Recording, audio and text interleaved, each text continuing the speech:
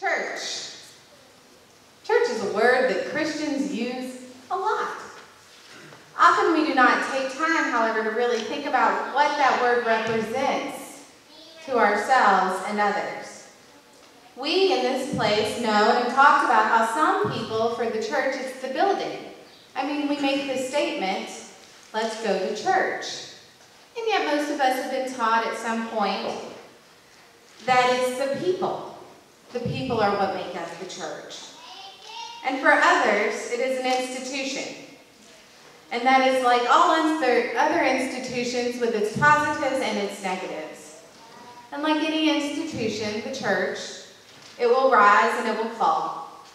The people will be born and the people will die. The power will rise and power will fall away. The buildings will rise and fall. And yet we as church people know that from ashes and from the grave, there is always hope for something better to be built, to begin, and there is always a sense of resurrection. During a sermon about a month ago, we talked about how David, our good friend Dave, was not the one who gave God the responsibility to build the temple, but that responsibility ended up going to his son Solomon. So after many years of worship in the tabernacle where God kind of resided, a temple was built by Solomon.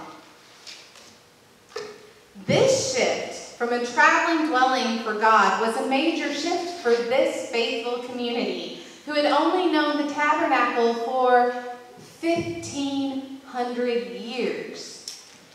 Talk about those we've never done it that way before types of conversations. I'm sure that the Hebrew people had all sorts of debates and questions about why we were making these choices, what would God actually want.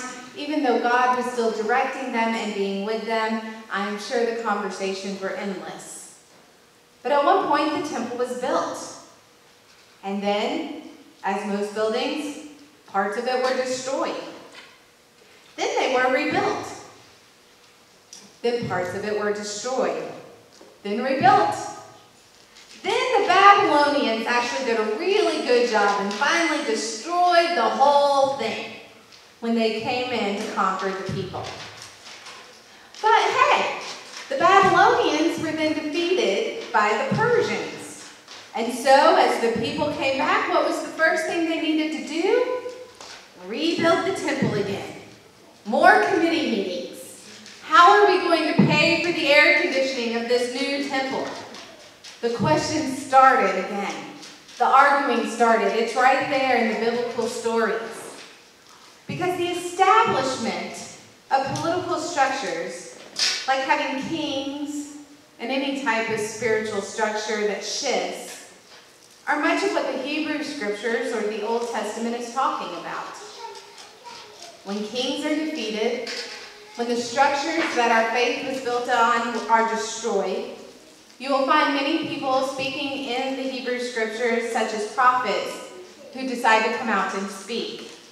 They speak in multiple ways.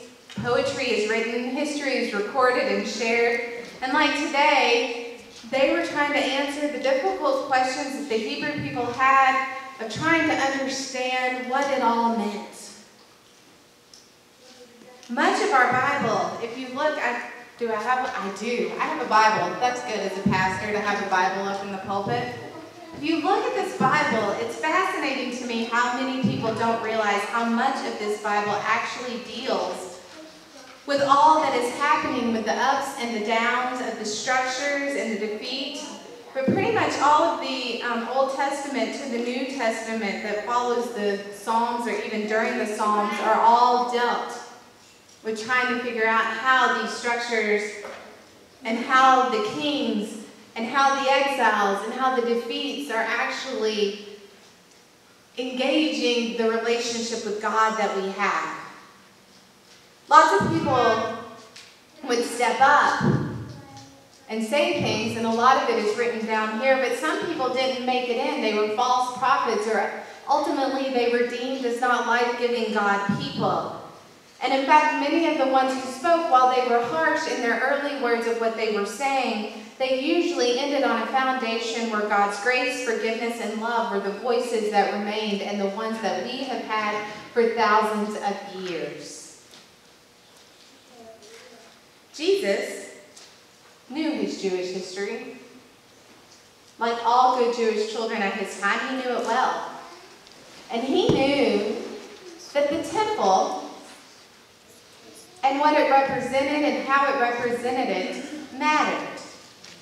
He knew the sacred texts that had been the foundation of his Jewish faith and story in the area of where he lived. He knew that those things mattered, and so he gathered that kind of information and ultimately then went on to teach us, while all of these things matter, that knowing God and moving in the Spirit of God is what matters more.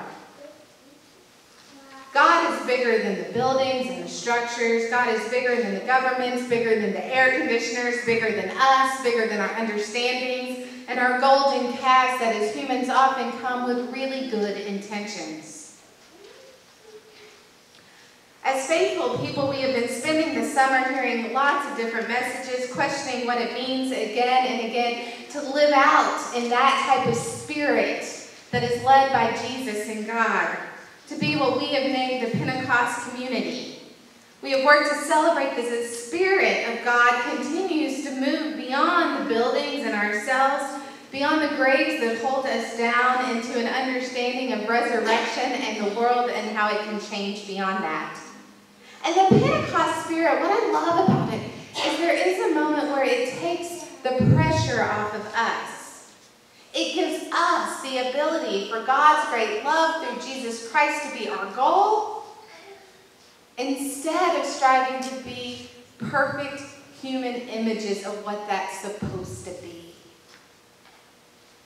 It allows us, the Pentecost Spirit, to crumble like the buildings sometimes do, and know that the phoenix of faith will always find a way to rise from the ashes.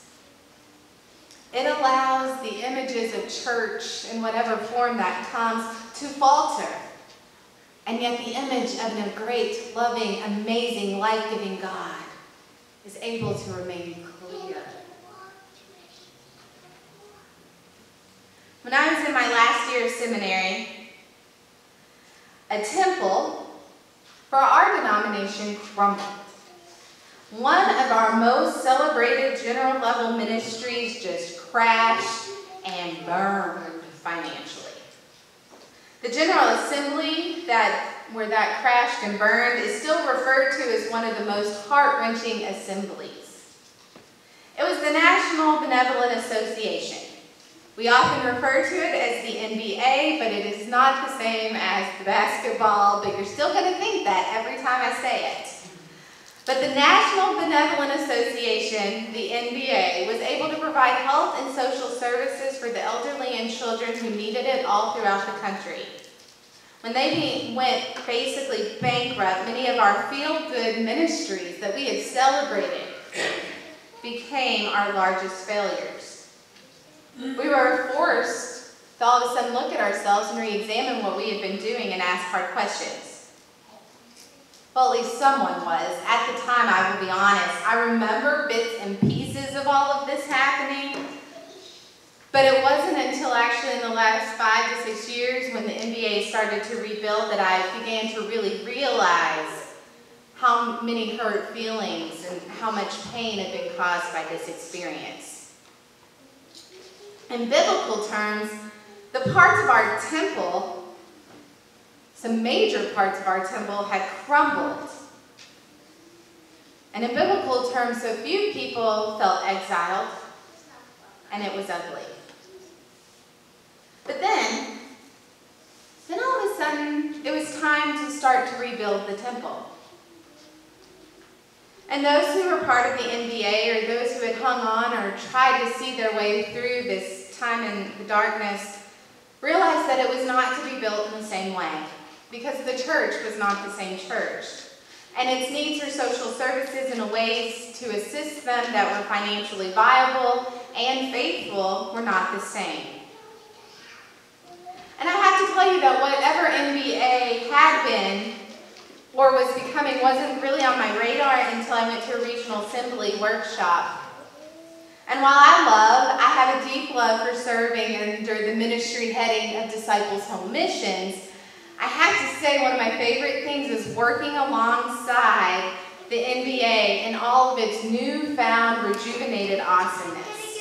And so, all week, I kept trying to find stories in my brain to let you know how inspired I am by what this part of our church is doing. There are so many amazing stories and opportunities that they have brought forth, but I finally gave up and decided that the air conditioner came back online to work so that I could actually share with you this video. And I decided that my colleagues that I get to work with, like Monica and Angela, actually spoke and shared a lot more in a way than I could in just a few moments. The MBA has now divided itself into 3 sections. It incubates different ministries that are starting or need support. It connects other ministries that are doing quality work.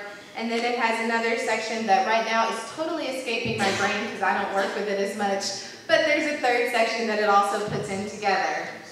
And as it does all of these ministries, I want to show you the video of the Connect one to let you know and become aware. So, here we go. Hopefully the sound is up.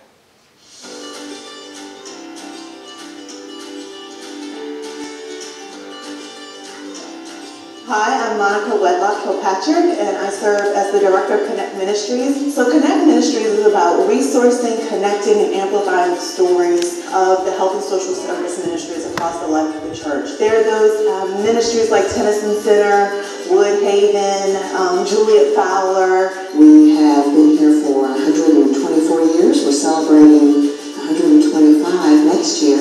Juliet Fowler, our namesake, left the land and her estate of $4,000 to her sister to build a home for the elderly and for children, an orphanage. And since then it's evolved. There's a rich history there with the MBA and with Fowler. CCH is indeed a health and social services ministry of the church. We're a disciple agency, been in business for 54 years. Our mission has to do with serving low-income seniors. We provide affordable housing with supported services. We're currently providing about 5,000 apartments in 6 different states. Nobody wants anything more than to be in the midst of a community where they're welcomed and supported. It's no small coincidence that CCH and MBA have that word in their mission statement. Building communities is what it's all about. We have a lot of services that we offer to our community. Some of them range from after-school program tutoring, we have a food bank, we have counseling. I think this place provides a safe haven for a lot of kids in the community. It builds a network where the community feels safe and they feel like if something goes wrong, then I can come and they'll help me out. Highland Farm was started by 6 families that needed a place for their children with autism to go to when they became adults because there was nothing available for them. It's grown from 3 or 4 farmers to our current population of 25 farmers, with plenty of opportunity for adults with autism to really learn employment skills and socialization skills and to make progress. When you work from a philosophy of passion and caring, a lot of neat things begin to happen. The other piece of my work is around affinity groups. I work with a lovely group of contract staff over prison and jail ministries, as well as mental health and congregational care, to help us think about how the church is moving in directions related to those particular areas. I felt like it was important that prison and jail ministries had a voice. It touches on areas of mass incarceration and the failed war on drugs. A disproportionate number of people of color who are incarcerated, because 95% of the people who are incarcerated are coming back to our communities. And the church is really neat. Our church is really need to be on the front line of welcoming them and being prepared to welcome them. As a pastor that served Hispanic communities, I have been working with many families who are trapped between that complex system. People ending in jail and prison sometimes is the byproduct of many other oppressive forces. As a group, we're trying to break away some of those narratives. We are centering all these efforts in education, inspiration, and advocacy. And those are core values also of NBA. And then on mental health, as you can imagine, there are a number of mental health issues, and there's great stigma and challenges to addressing such an important issue. Mental health is such a vast thing, and but it's so personal and intimate at the same time. So we got just a chance to really sit and think about what is it. The uniqueness about the mental health family group is that we are partnering with an entire field. So the scientific field, the therapy field, the clinical field that has different values, different language, and then taking what's already working there and bringing it into our congregations. The whole effort is how do we welcome all to the table? At any point, it's any one of us or someone in our family. And so when you think about it that way, then it calls you to action, calls you to want to do something more. We are called to be agents of liberation, to get involved, to do something, to wake up. And so we create ways for people to be able to do that. It goes to our website, all of our partners are there. And there are also inquiry pages where you can put in your information and we'll do the work to help connect you to a ministry that's near you and can be near and dear to your heart. It's just a wealth of connections. What a conduit that the NBA has been for many of our disciples' programs and services. What a blessing.